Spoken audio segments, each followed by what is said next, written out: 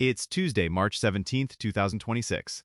And happy St. Patrick's Day, and also Submarine Day, which feels like the internet dared a calendar to get weird. This is CoeCast. I'm Hunter. And I'm Riley. And yep, today's episode was basically cooked by a little agent swarm. If it takes a sharp left turn mid-thought, just pretend it's creative jazz. Creative jazz is the nicest way to say the automation got ambitious. All right, today we've got 3 threads that are absolutely the same thread. Mistral dropped Mistral Small 4 as Apache 2.0 openweights. Okara launched this AI CMO agent team where you drop your URL and it runs growth. And Ollama added Moonshot's Kimi K2.5 with a big emphasis on tool calling reliability. Which is like, openweight says own the brain, agent teams say rent the brain, and Ollama is like, cool, but can the brain actually click buttons without face planting? Exactly. And the creator and marketer angle is super practical. Can we go from AI drafts to AI operates without waking up to an ad account on fire? Okay, wait, before we go deep, can we talk about the Mistral thing? People on X are acting like Apache 2.0 is a personality trait, like they're getting it tattooed. Yeah. The real business advantage of open is not vibes, even though the vibes are immaculate. It's control. Cost control, sovereignty, stability, and the ability to pin a version. Like, if your workflow depends on a model behaving a certain way, openweights means you can lock it in and not get surprise updated into a new personality. But you're skipping the part where openweights also means congrats, you're now IT. That's the gotcha. Self-hosting is not a download button, it's a lifestyle. You're signing up for inference infrastructure, monitoring, security, access controls, evaluation, and the unsexy part, figuring out what data you can safely put into prompts. Also, the moment legal hears the words, we're running our own model, and they're like, so, where are the logs? Who has access? What's retention? And you're like, it's a vibe? Exactly. Openweights don't remove responsibility. They relocate it. Okay, so where does Mistral Small 4 actually belong in a marketing org? Like, is this the intern that writes captions, or is it the agent brain that runs the whole machine? I'd put it in the middle as the do most things workhorse, but with boundaries.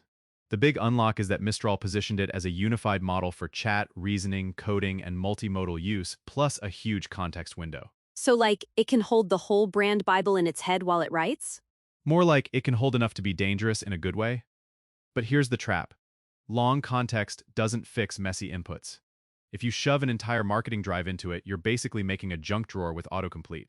You still need curation and retrieval, so it's not just summarizing noise confidently. I'm so glad you said that, because people treat long context like a storage unit.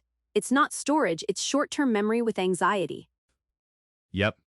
The healthiest pattern is use retrieval for the facts and use long context for the constraints. Like tone rules, banned phrases, positioning, disclaimers, your don't ever say this list. Which we literally talked about on the blog, by the way. Structured generation, schemas, all that contracts, not vibes energy. If your agent is going to run, it needs output that parses, not poetry. Thank you. Schema-locked outputs are the difference between cool demo and this can touch the CRM without deleting your pipeline. Okay, now let's talk Okara's AI CMO. The pitch is insane. Drop in your URL and it goes and does growth tasks. Yeah. And we should be careful there. We couldn't verify the servers were boiling claim from primary sources, but the core product positioning being shared is exactly that. You give it a site URL and it spins up agency marketing work. It's also influencer gravity. Like if one big account posts this replaces your agency, everyone piles in like it's a supreme drop. Totally. But even if half of it is hype, it signals something real. Agent teams are moving from drafting assets to actually planning and executing multi-step campaigns. Research, positioning, content, ads, SEO, social posting, outreach, that's a different category than write me 5 hooks. Okay, where do these agent teams shine and where do they quietly faceplant?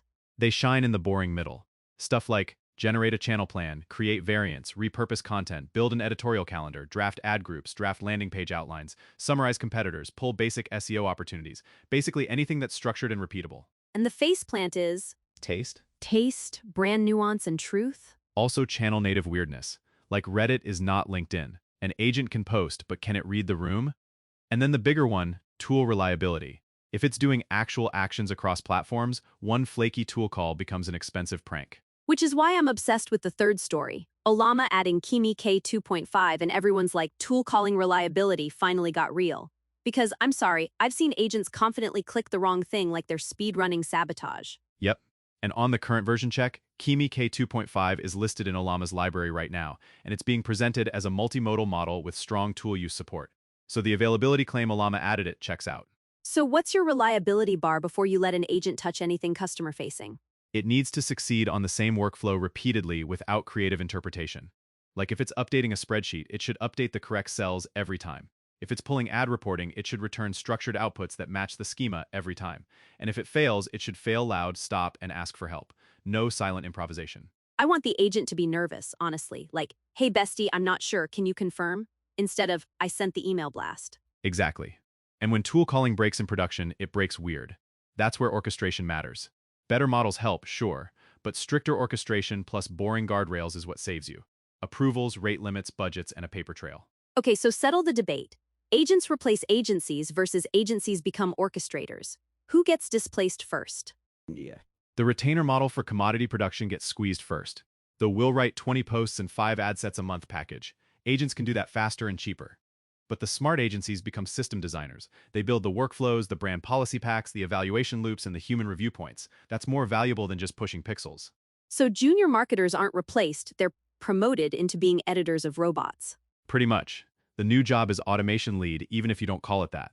You're designing the assembly line, not hammering every nail. All right, Hunt, if we were being responsible adults, what's the smartest first workflow to automate that won't accidentally publish nonsense at 2 in the morning? Start with a closed-loop internal workflow, like weekly marketing recap. Pull metrics, summarize what changed, draft insights, and send it to Slack as a draft with sources attached. No publishing, no spend changes, just a clean, structured brief that a human can approve. Yes. Or a content repurposing pipeline that outputs drafts into a queue, not straight to the feed. Let it create, tag, and format, but keep the final post button human. Exactly. And that's where open weights plus local runtimes get interesting. Mistral Small 4 open weights for the internal brain and brand memory. Ollama for local execution and routing, and then something like an orchestrator to control tool calls, approvals, and logs. Okay, last question. If open source plus agents are the future, what's the realistic path forward for an org like ours? Start local open weights, start hosted agent team, or do both and accept we're now part-time AI babysitters? Both, but with intent. Use hosted agents to learn what good feels like fast and to get momentum. Use open weights for the stuff you want to own. Brand voice, proprietary context, sensitive data flows, and stable behavior. And yeah, you will be part-time babysitters until you build the guardrails. Which is fine, because babysitting is better than waking up to your AI CMO posting a thirst trap on LinkedIn with your CEO tagged. That is my nightmare. All right, that's it for today. Thanks for hanging with us on KoiCast. Subscribe so you don't miss the next one. And check out koi.com/resources for AI news and updates. And since it's St. Patrick's Day, may your agents be lucky but not too lucky. Like, don't let them freelance. And in honor of Submarine Day, keep your automations watertight. Catch you next time.